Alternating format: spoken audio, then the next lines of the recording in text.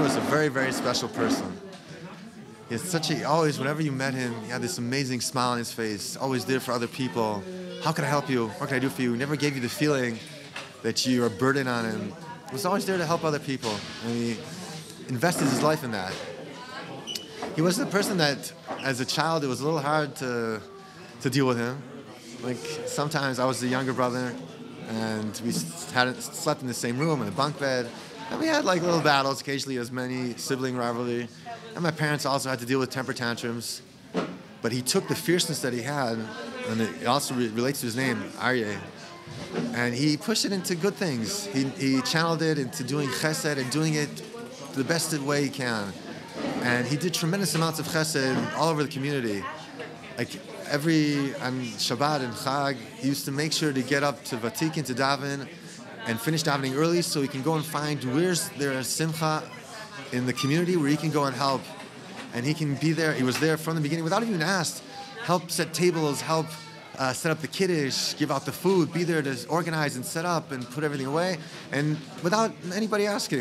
There was once even a story where there's a family that had, for their simcha, they had waiters, paid waiters, and he wanted to help. The waiters told him, there's nothing to do, we're doing it all. And he felt bad that he wasn't able to help, he wasn't able to do the chesed. And at the very end in the shul, one of the things also which he took that fierceness, and we heard from different people that were some witnesses that when he heard the calling out of the terrorist, Allahu Akbar, and he heard the shooting, and he didn't think of himself.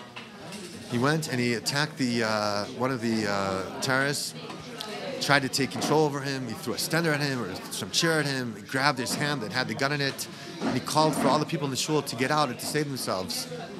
And for a second, he didn't think about himself. And the fierceness that he had from childhood, he put into that moment, in that special time, where he could take what he had, the powers and what Hashem gave him, and he used it to save lives.